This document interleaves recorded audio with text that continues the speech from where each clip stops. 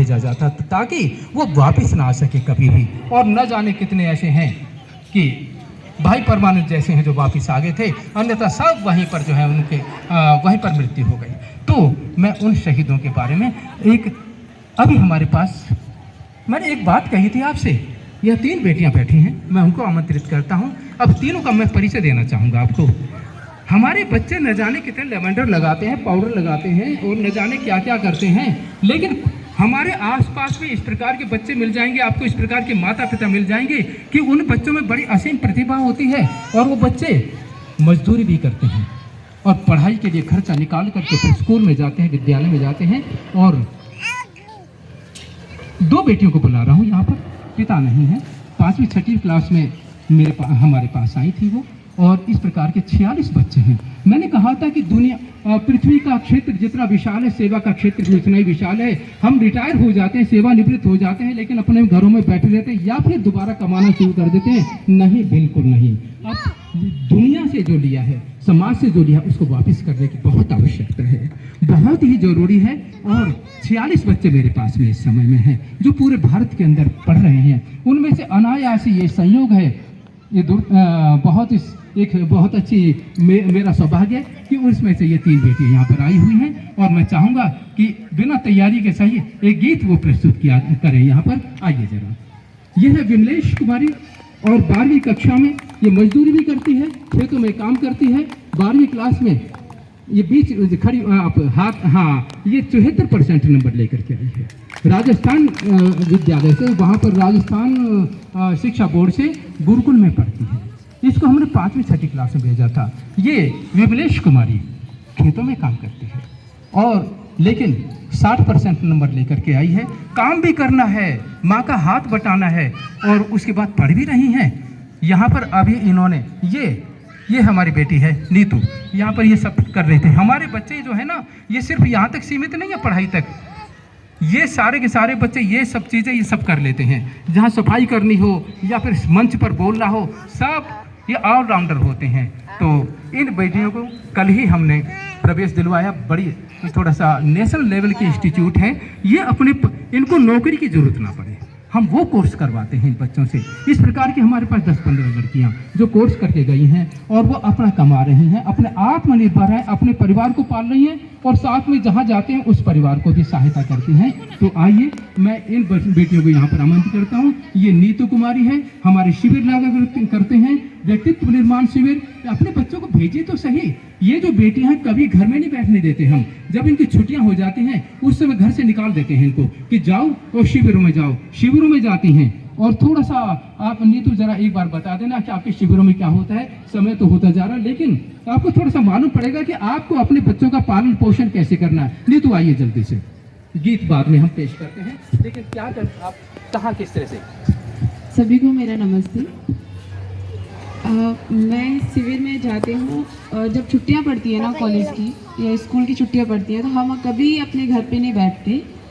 और 6 दिन का या 7 दिन का शिविर लगता है, अलग अलग जगह लगता है। लड़कियों का भी लगता है और लड़कों का भी लगता है। तो जब मैं पहली बार जो गई थी रोहतक में गई थी, बहुत छोटी थी और गांव की भी हमारी बड़ी बड़ी बहनें जाती थी, उनके साथ गई थी। तो वहाँ मुझे मन नहीं लगा था और वहाँ मैं बहुत रोती थी पहले तो। फिर जब मैं वहाँ गई तो वहाँ का खाना जो सुबह उठाते थे वो 4 बजे उठाते थे, उसके बाद मंत्र पाठ और उसके बाद फिर हमें शौचालय के लिए भेजा जाता था। फिर उसके बाद आते थे मैदान में हमें लाठी वगैरह, योगा, ये सब कुछ हमें सिखाते थे। फिर उसके बाद नहाने के लिए जाते, फिर उसके बाद हम हवन करते थे। फिर उसके बाद हमारा नाश्ता होता था।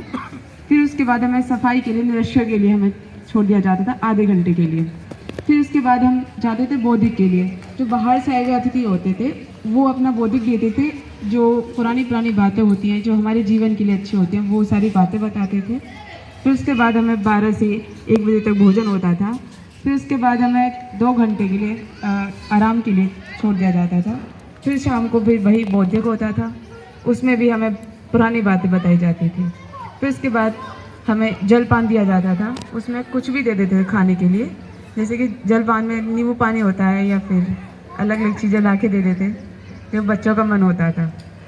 फिर उसके बाद हमें मैदान में वही जो लाठी वगैरह होती हैं वो सिखाते हैं, जो हम अपनी अकेले भी जाएं। लड़कियों को वैसे कहते हैं कि लड़कियां अकेली नहीं जा सकती कहीं पर, इसके लिए जब हम अकेले जाते हैं तो हमसे अगर कोई कुछ भी बोले तो हम अपनी सुरक्षा स्वयं कर सकें, इसकी वजह से हमें वो सब कुछ सिखाया जाता है। जैसे कि आप अपने बच्चों को भी इस तरीके से भेजेंगे तो आप एक बार जानेंगे कि हाँ उसमें क्या सिखाया जाता है। तो बस मैं आपको यही बताना चाहती हूँ। बहुत बढ़िया। और हमारी बेटियां सिर्फ लाठी तक सीमित नहीं, तलवारबाजी करती हैं।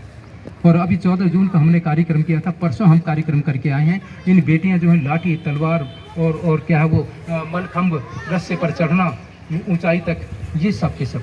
और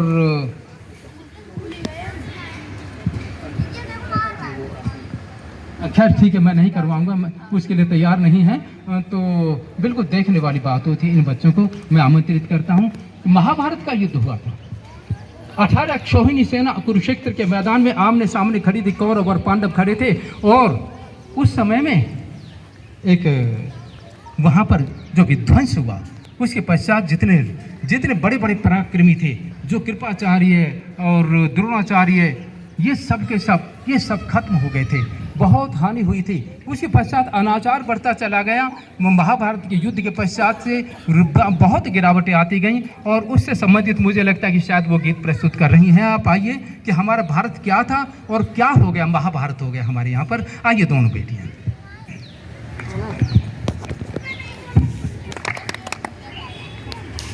हम आपके सामने भजन, वो देशभक्ति और आर्य समाज के ऊपर भी है। कृपया से ध्यान से सुनिएगा। कितने पतन के बाद भी आज भी जग सारा कहता है भारत प्यारा। कितने पतन के बाद भी आज भी जग सारा कहता है भारत प्यारा। सदियों तक गर्दिश में जिसका, सदियों तक गर्दिश में जिसका डूबा रहा सितारा। कितने पतन के बाद भी आज भी जग सारा कहता है भारत प्यारा।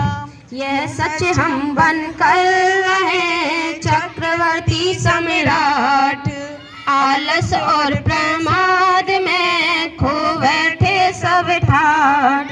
फूट अविद्या कलन घर का, फूट अविद्या कलन घर का, सिर का मुकुट उतारा। कितने पतन के बाद भी आज भी जग सारा कहता है भारत प्यारा। भारत में महाभारत की ऐसी छिड़ी लड़ाई, दादा से पोता लड़ा और भाई से भाई। गुरु को चेलों ने वाणों से, गुरु को चेलों ने वाणों से भिंड भिंड कर मारा। कितने पतन के बाद भी आज भी जग सारा कहता है भारत प्यारा। जम गई जड़ें विनाश की, नीचे गिरे शिखर से, बनते विदल में हो गए लालच के खुद डर से। सदियों बाद प्रताप शिवा ने, सदियों बाद प्रताप शिवा ने गैरत को ललकारा। कितने पतन के बाद भी आज भी जग सारा कहता है भारत प्यारा। यमन गए अंग्रेजों ने ताज तख्त संभाला, यमन गए अंग्रेजों ने ताज और तख्त संभाला।